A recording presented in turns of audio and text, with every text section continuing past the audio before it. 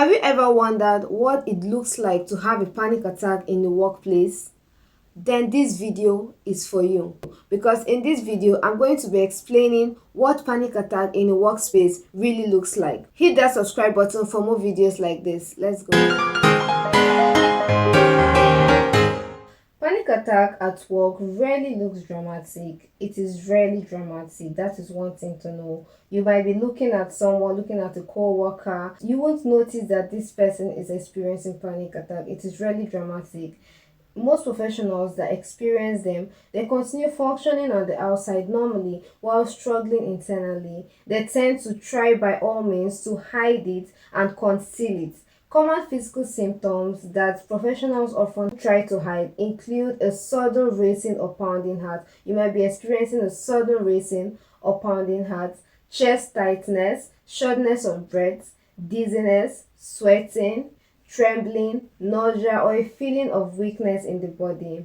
If you've been experiencing any of these symptoms as a professional worker, you should know that what you're experiencing is panic attack. Some people experience tingling in the hands or the face, blurred vision, or a sensation of heat or cold moving through the body. So these sensations, they are often uncomfortable, of course, and intense, but they are not dangerous. That is one thing you should know, that these sensations, these feelings, these experiences you're going through, they are not dangerous, although they are very uncomfortable and very intense, but they are not dangerous. They occur as a result of the body's stress response activating too strongly and too quickly. It is when the body responds to stress and it's not responding normally, it is responding too quickly and too strongly. That is when we experience all these symptoms, right? So alongside all these physical symptoms you experience, there are also powerful mental reactions, powerful mental symptoms you notice. Many professionals experience a sudden fear of losing control. You start experience fear of losing control. What if I start freaking out? What if I lose control? What if I can't control this anymore? And they start experience a feeling of fainting. They also start saying the wrong things. They have this feeling of being exposed visibly. They start having thoughts like, I cannot handle this anymore, everyone is going to notice, or I need to get out of here. All those thoughts start coming, and they often appear quickly and it feels very urgent. That is one characteristic of panic. All these symptoms, all these thoughts, all these emotions, all these feelings, they appear quickly and they feel very urgent, that you start feeling that if you don't handle this now, you're going to explode. Embarrassment is a major driver of workplace panic. The fear of embarrassment. You try by all means to conceal this feeling so as not to embarrass yourself, and that is a major driver of workplace panic. The more you try to conceal it, the more you try to hide it, the more it becomes more visible, the more it persists, the more intense it becomes. The fear is not only about the sensations themselves, but it is about being seen as incapable or unprofessional. The fear you're feeling is not about the sensation of dizziness or nausea or the thought of I can't handle this anymore. That's just not what the sensation is. It's not only about that. It's also about you having this inner fear of being seen as incapable or unprofessional by expressing yourself. This fear can intensify panic. Fear of embarrassment, the fear of being seen as incapable, and the fear of being seen as unprofessional. It intensifies this panic and make it harder for you to stay grounded. It makes it harder for you to control it, for you to stay grounded and in the moment. Panic feels more dangerous at work because the stakes here feel higher. If you have panic attack at home or in secret or in private, you know there's nobody watching you. Of course, you can coil yourself on the floor, you can go and sit under the shower and let the water run. You can just relax and be calm and wait for it to pass. But at work, the stakes feel higher because you may be responsible for decisions, for clients, for deadlines, or for teams. You know, people are waiting on you, there are expectations. There's no way for you to excuse yourself, for you to lie down, for you to sit under the shower or just wait for it to pass, because of course you're at work and people are expecting you to work. There's often little perceived room to leave, to pause, or to recover. So this sense of being trapped, this feeling of being trapped can make panic escalate rapidly. Even when the environment itself is not threatening, the fact that you cannot escape, the fact that you cannot leave, the fact that you cannot pause, it makes this feeling of being trapped escalate. It makes all this sensation grow more intense and more rapidly, even when the environment you are itself is not threatening.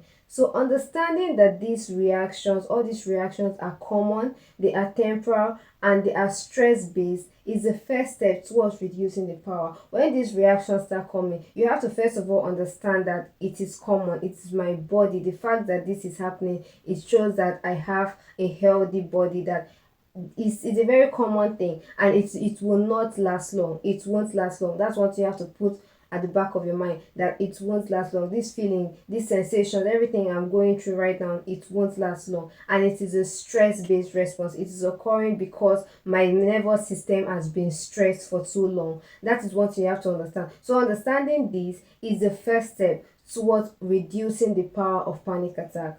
Talking about the difference between panic attack, burnout, and medical issues. These terms, they often interconnect, they often relate, and it's very easy to confuse them. Panic attack are often misunderstood. Yeah, especially in professional environment, they often misunderstand panic attack and stress, where stress is constant. In a professional environment, stress is constant.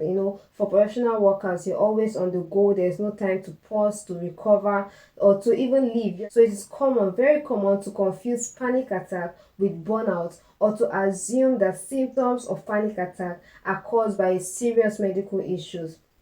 There was a video I saw somewhere where a lady was experiencing panic attack for the first time in her office, in the work environment. She was experiencing panic attack. The symptoms we mentioned earlier: tightness in the chest, dizziness, sweating, trembling, tingling sensations. She went to the HR, took excuse that she needs to see the doctor. She thinks she's having a heart attack, right? She just automatically assumed she was having a medical condition, because these symptoms of panic attack are often confused with a medical condition.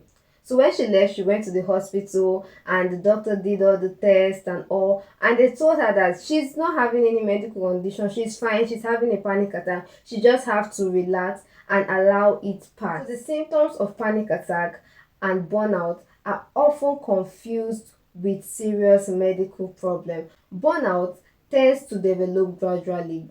Burnout is a gradual process. It is marked by ongoing exhaustion. It is as a result of ongoing exhaustion, emotional detachment, reduced motivation, and a sense of being overwhelmed over time. So these are the characteristics of a burnout. When you're experiencing burnout, this is what you're going to face. While panic attack are sudden and intense, burnout develop gradually. Panic attack is sudden and it is intense. It just comes like that. It peaks quickly and then subside.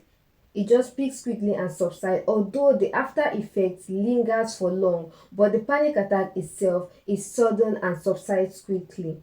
So medical conditions can sometimes cause symptoms that feel similar to panic, such as heart issues, thyroid problem, low blood sugar, or respiratory conditions.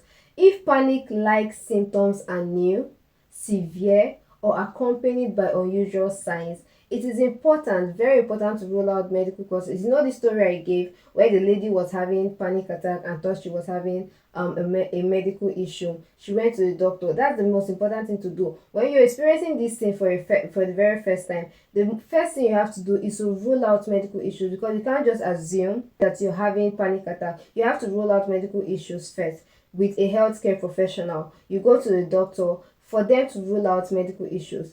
Doing so can provide reassurance. That's another step towards overcoming this panic attack, because once you rule out medical issues, it provides reassurance and prevents unnecessary fear. Once medical causes have been ruled out, repeated episodes of sudden fear combined with physical symptoms are often panic related rather than dangerous. Once you have ruled out medical issues, you know that what you're experiencing is panic attack. And being self-aware that this thing I'm experiencing is panic attack is one big step towards being grounded, towards overcoming it, towards managing it wherever you are, whether in a workspace, in a public environment, or at home.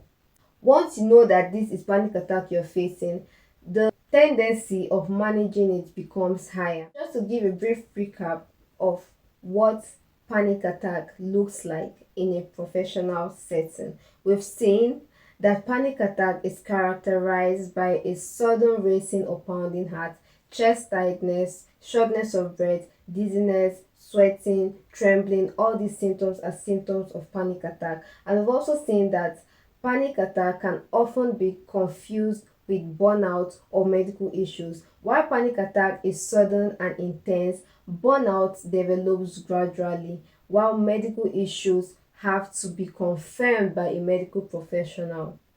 In the next video, I'll be talking about why high performers experience panic, while capable people are vulnerable to panic, while professional workers are vulnerable to panic. So we'll be seeing what makes high professionals experience panic attack. Alright, thank you so much for watching. See you in the next video. Bye bye.